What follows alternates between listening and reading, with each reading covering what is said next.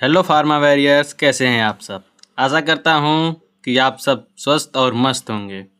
मैं आप सभी का स्वागत करता हूं अपने YouTube channel next gen pharma warrior में।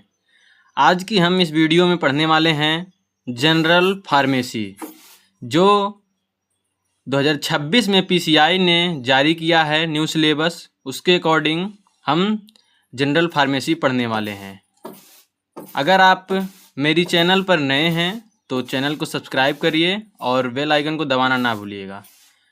चलिए बिना किसी देरी के स्टार्ट करते हैं कि जनरल फार्मेसी में हमें क्या क्या पढ़ना है। यूनिट फर्स्ट में हम देखेंगे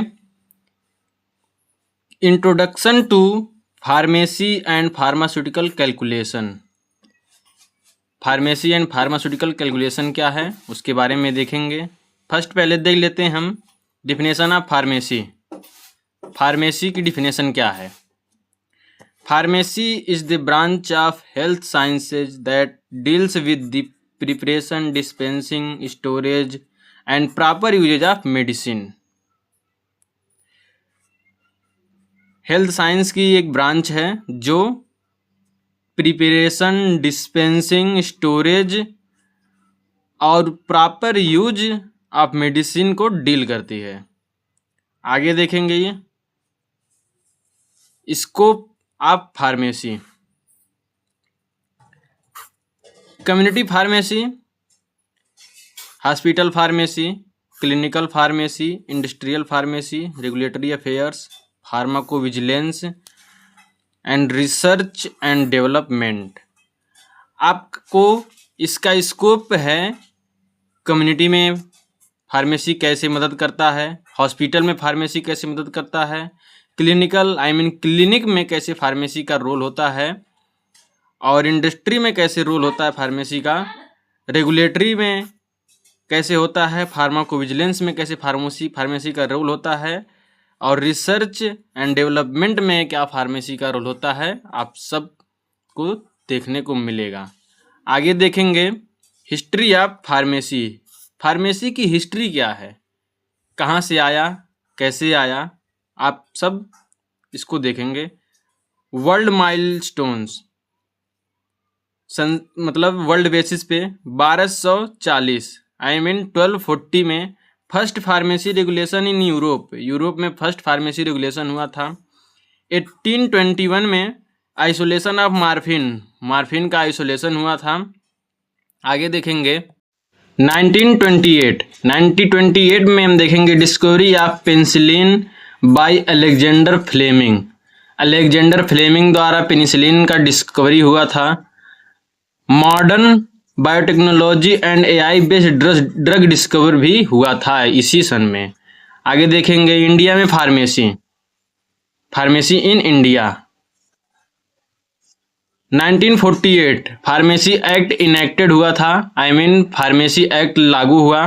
फिर 1949 में establishment of pharmacy council of India PCI का स्थापना हुआ था 1949 में।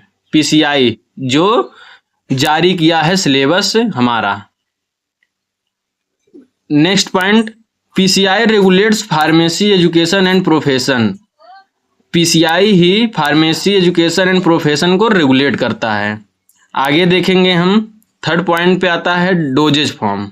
डोजेज फॉर्म आखिर है क्या। डोजेज फॉर्म हम देखेंगे डिफिनेशन डोजेज फॉर्म का पहले। A dosage form is the physical form in which a drug is produce and administered. Dosage form ही एक ऐसा फॉर्म है जो कि ड्रग को प्रोड्यूस और एडमिनिस्टर करता है, चुनाव करता है कि कितना हमें किस पेशेंट को डोज देना है, एडल्ट है या चाइल्ड है, उसके बेसिस पे। इसका क्लासिफिकेशन हम देखेंगे डोजेज फॉर्म का। फर्स्ट है solid dosage form. Solid dosage form में आते हैं tablet, capsule, powder, granule, pills. Liquid dosage form में syrup, elixir, solution, suspension, emulsion. आगे देखेंगे semi solid dosage form, ointment, cream, gel, paste, jellies. और next देखेंगे गैसियस डोजेज फॉर्म में inhalation and aerosol. आगे देखेंगे अब पूरा इसका ओवरव्यू देखेंगे। Solid dosage form. Solid dosage form are medicine that are prepared and solid form and contain a fixed amount of drug for treatment or prevention of disease। Disease को रोकने के लिए एक फिक्स्ड अमाउंट ड्रग होता है। इसके types हैं first powder, finely divided dry particles of a drug or chemicals. A dry particles and drug chemical में डिवाइड होते हैं। एग्जाम्पल इसका ORS पाउडर, टाल्कम पाउडर। फिर सेकेंड देखेंगे granules, agglomerates of powder particles that are larger than powder. Granules ऐसा form है solid dosage form का जो कि पाउडर से लार्जर होते हैं, जैसे effervescent granules, antacid granules. Next है टेबलेट। टेबलेट में हम देखेंगे solid dosage forms prepared by compressing powder or granules into a definite shape। हमारा जो टेबलेट है सॉलिड डोजेज फॉर्म होता है जो कि कंप्रेसिंग पाउडर को कंप्रेस करके पाउडर जो फॉर्म रहता है उसको कंप्रेस करके टेबलेट के आकार में बनाया जाता है। एग्जाम्पल पैरासीटामोल हो गया, एस्प्रिन हो गया, डोलो हो गया, और भी बहुत सारी तमाम दवाएं हैं जो मार्केट में अवेलेबल हैं। नेक्स्ट देखेंगे capsules. Solid dosage forms in which the drug is enclosed in a hard और सॉफ्ट जिलेटिन सेल। एग्जाम्पल देखेंगे amoxicillin capsule, vitamin E capsule. आगे देखेंगे pills, small round solid preparation containing medication for oral use. एक small round solid shape का होता है और ये ओरल यूज में प्रयोग किया जाता है, मुंह द्वारा लिया जाता है। Example herbal pills. आगे देखेंगे सेकंड पे आता है हमारा liquid dosage form. Liquid dosage मतलब वाटर हो गया, जैसे लिक्विड टाइप में होता है जो। Liquid dosage forms are medicine that are prepared in liquid form. ये लिक्विड फॉर्म में प्रिपेयर होता है and can be taken orally, applied externally or injected into the body. ये ओरल भी लिया जाता है और एक्सटर्नली भी लिया जाता है, स्किन में जैसे इंजेक्ट करके इंजेक्शन द्वारा भी लिया जाता है। आगे देखेंगे इसके टाइप्स क्या क्या हैं। सिरप्स हो गया। सिरप तो बेसिस देखा जाए तो ये ओरली ही लिया जाएगा। Sweet concentrated aqueous solution containing sugar and medicine. Aqueous solution होता है जो कि शुगर और मेडिसिन से कंटेन होके बनता है। Example cough syrup, paracetamol syrup. आगे देखेंगे एलक्जर। एलक्जर क्या है? Elixir clear sweetened hydro alcoholic liquid preparation for oral use. एक sweetened hydro alcoholic liquid preparation होता है जो ओरल यूज के लिए प्रयोग किया जाता है। Example vitamin B complex, elixir. आगे देखेंगे C solution, clear liquid preparation in which the drug is completely dissolved. Solution मतलब जिसमें कोई भी लिक्विड हो, कोई भी ड्रग्स हो जो कम्प्लीटली डिजॉल्व हो सके। जैसे कोई भी ड्रग रहता है जैसे कम्प्लीटली डिजॉल्व हो जाता है, और बहुत सारे ड्रग होते हैं जो कम्प्लीटली डिजॉल्व नहीं होते हैं वाटर में, और जो क्लियरली डिजॉल्व हो जाते हैं जो ड्रग, वो सॉल्यूशन कहलाते हैं। Example ORS iodine solution. आगे देखेंगे suspension. Suspension liquid preparation in which insoluble drug particles are dispersed in a liquid. ये डिस्पर्स हो जाते हैं लिक्विड में। Example antacid suspension, amoxicillin suspension. आगे देखेंगे emulsion, preparation containing two immiscible liquid, one disperse in the other, one disperse phase and one containing phase। Two immiscible liquid मिलके जो disperse phase बनाते हैं इमल्सन कहलाते हैं। Example cod liver oil emulsion. आगे देखेंगे semi solid dosage form. Semi solid dosage forms are medicines with a soft consistency that can be easily applied to the skin और body surface. Semi solid dosage form वो होते हैं जो ना ही liquid होते हैं और ना ही सॉलिड होते हैं, ये जेल टाइप में होते हैं। जैसे आपने देखा होगा ओमनी जेल का पेस्ट हो गया, जैसे क्रीम टाइप होता है, कोई भी क्रीम हो गया। और आपने देखा होगा बहुत सारी क्रीम मार्केट में आते हैं जो कि ना वाटर में होते हैं, ना लिक्विड होता है ना सॉलिड होता है, वो हमारा सेमी सॉलिड कहलाते हैं। टाइप देखेंगे अगर इसके, ointment, greasy semi solid preparation use for application or अथवा the skin or mucous membrane, skin अथवा म्यूकस मेम्ब्रेन पे अप्लाई होता है ऑइंटमेंट। ये ओरली यूज नहीं होता है, एक्सटर्नली यूज होता है। जैसे example zinc oxide ointment, betamethasone ointment. आगे देखेंगे क्रीम, जैसे मैंने अभी पीछे बताया cream, soft semi solid emulsion that are easy to spread on the skin, जो इजीली स्किन पे स्प्रेड हो जाए वो इस क्रीम कहलाते हैं। Example clotrimazole cream, cold cream. आगे देखेंगे जेल, जेल क्या होता है? Semi solid preparation containing a liquid trapped in a 3 dimensional network. 3 dimensional network का एक लिक्विड ट्रैप होता है। Example diclofenac gel, aloe vera gel. आपने पढ़ा होगा डाइक्लोफिनाक, जो कि मतलब पेन में काम देता है, जैसे ओमनी जेल हो गया, डाइक्लोफिनाक होता है। और हो गया बहुत सारे जेल्स हैं जो कि दर्द में, चोट पे कहीं भी लगाया जाता है, उसमें डाइक्लोफिनाक मिला रहता है। आगे देखेंगे paste, thick semi solid preparations containing A high proportion of finally powdered solid. जो पाउडर्ड सॉलिड होते हैं उनको हाई टेम्परेचर पे कंटेन किया जाता है और तैयार किया जाता है पेस्ट। जैसे जिंक ऑक्साइड पेस्ट हो गया, आपने टूथपेस्ट भी जानते होंगे, कोलगेट होता है, सेंसोडाइन होता है, अलग अलग ब्रांड आते हैं मार्केट में। आगे देखेंगे जेलीज, जेली ट्रांसपेरेंट और translucent semi solid preparation used on skin और म्यूकस मेम्ब्रेन। कुछ सेमी सॉलिड होते हैं जो ट्रांसपेरेंट होते हैं, आई मीन वाटर में सॉल्युबल नहीं होते हैं और स्किन पे अप्लाई किए जाते हैं। Example lidocaine gel. आगे देखेंगे gaseous dosage form. Gaseous dosage form क्या है? जो ना ही लिक्विड हो, जो ना सॉलिड हो, ना सेमी सॉलिड हो, जो उसमें केवल गैस भरा हो, आई मीन हवा।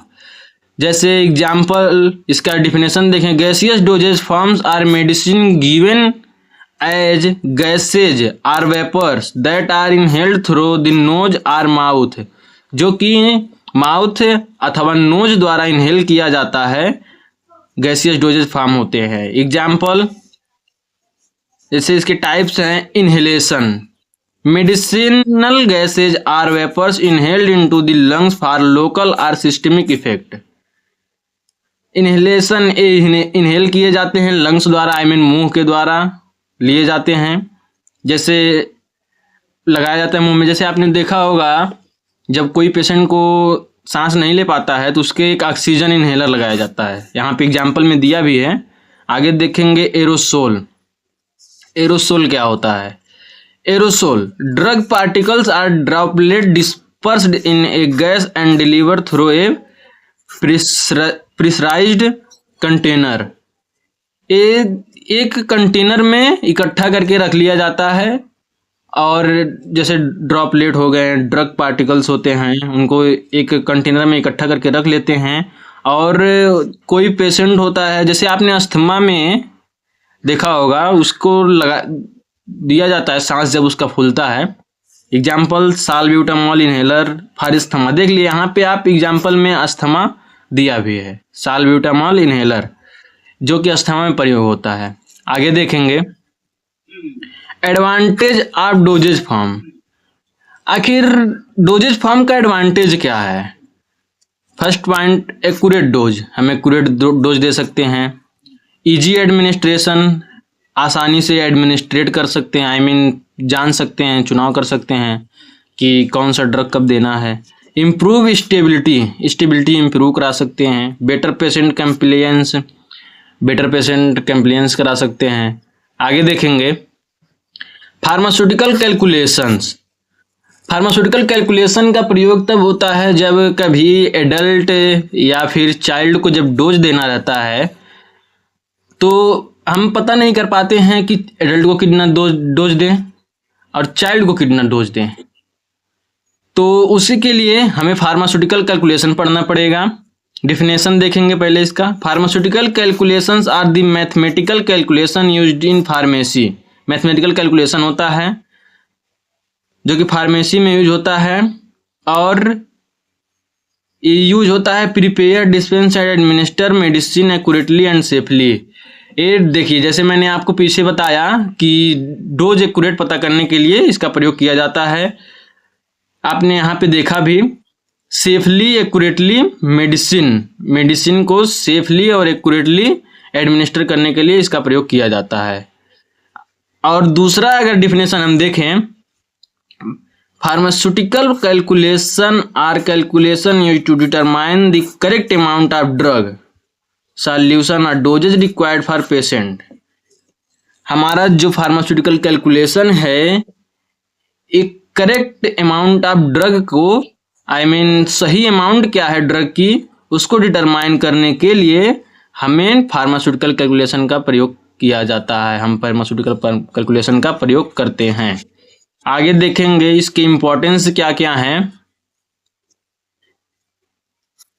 Importance of pharmaceutical calculation ensures accurate dose of medicine.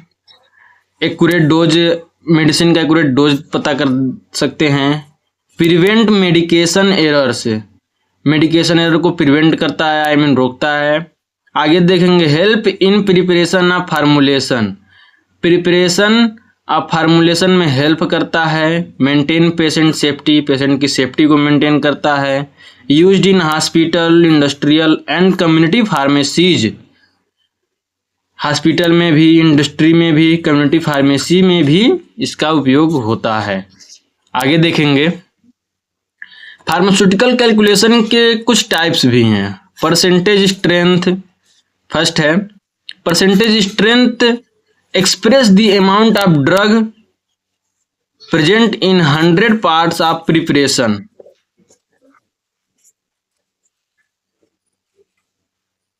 Percentage strength amount of drug होता है जो कि 100 पार्ट्स ऑफ प्रिपरेशन के में प्रेजेंट होता है।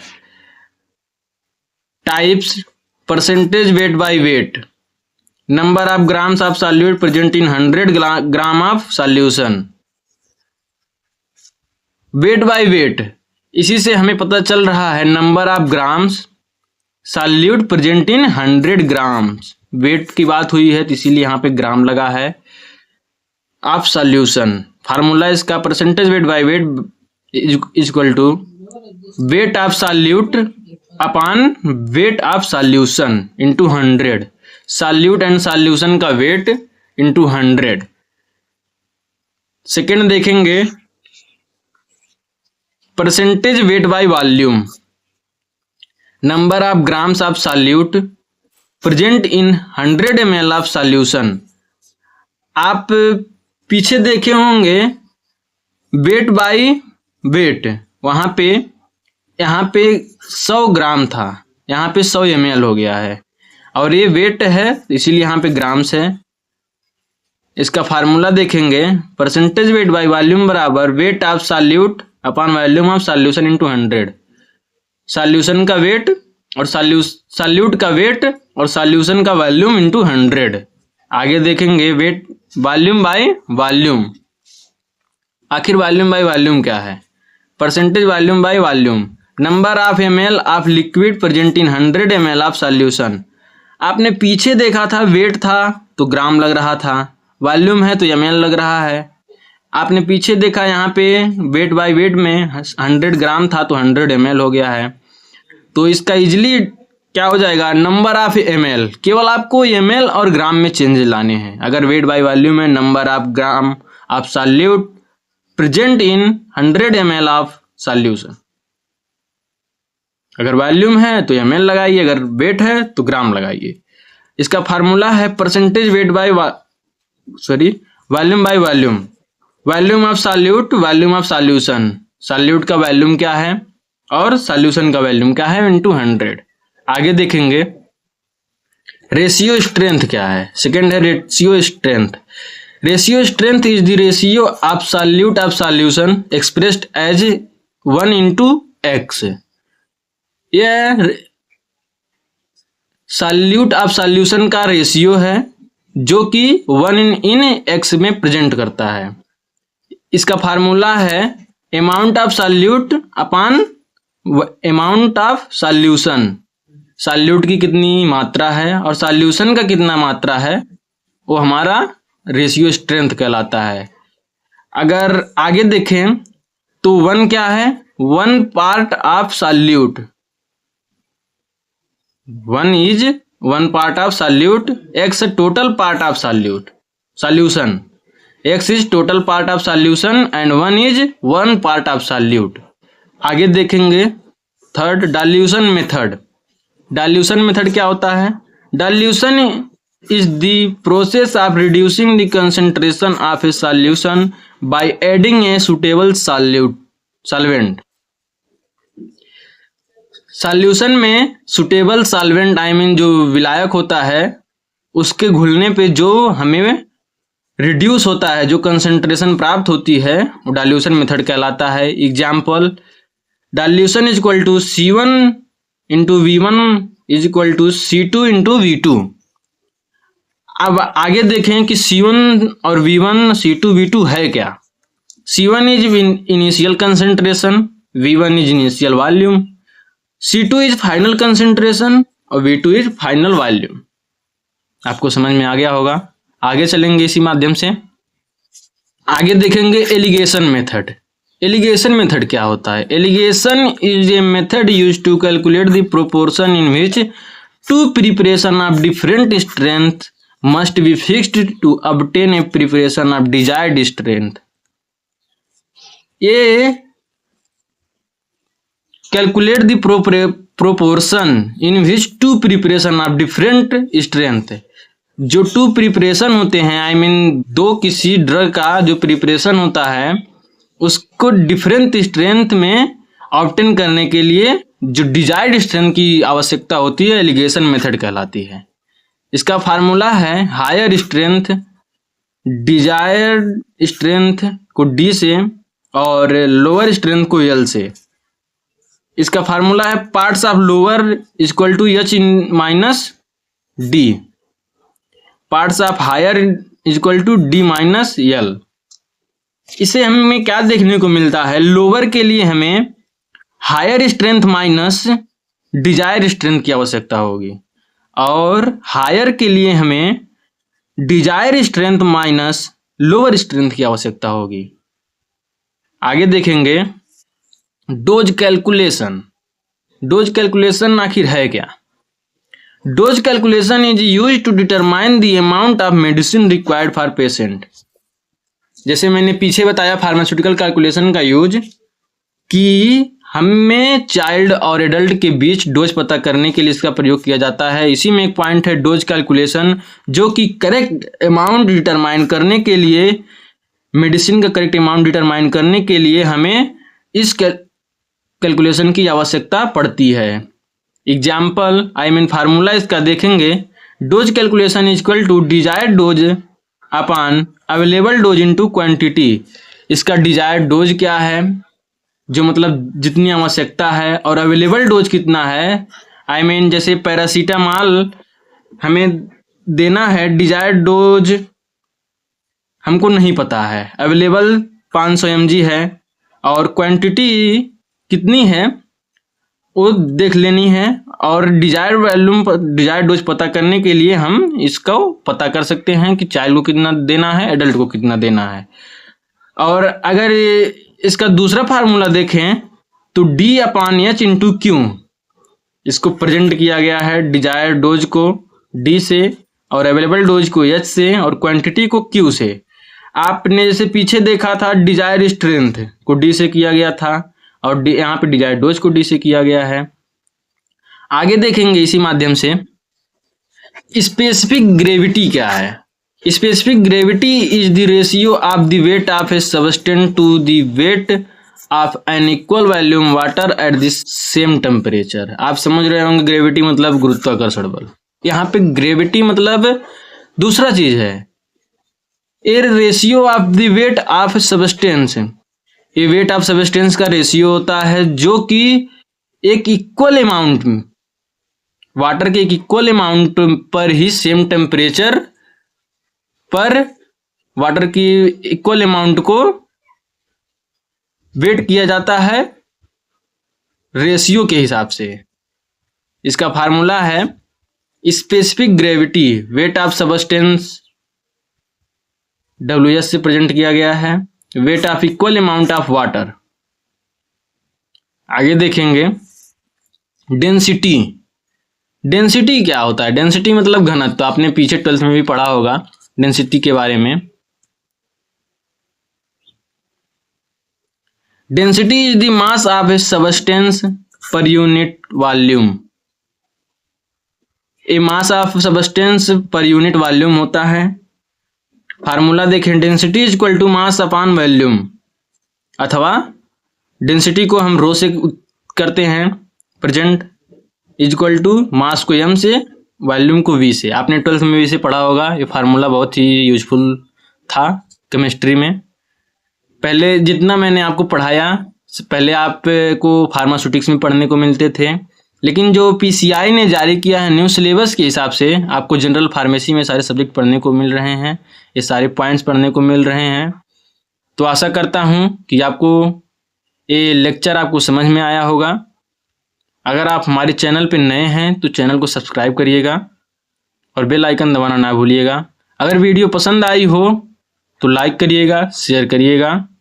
हम आपको फार्मेसी में एक बेहतर स्टूडेंट बनाकर मानेंगे। धन्यवाद।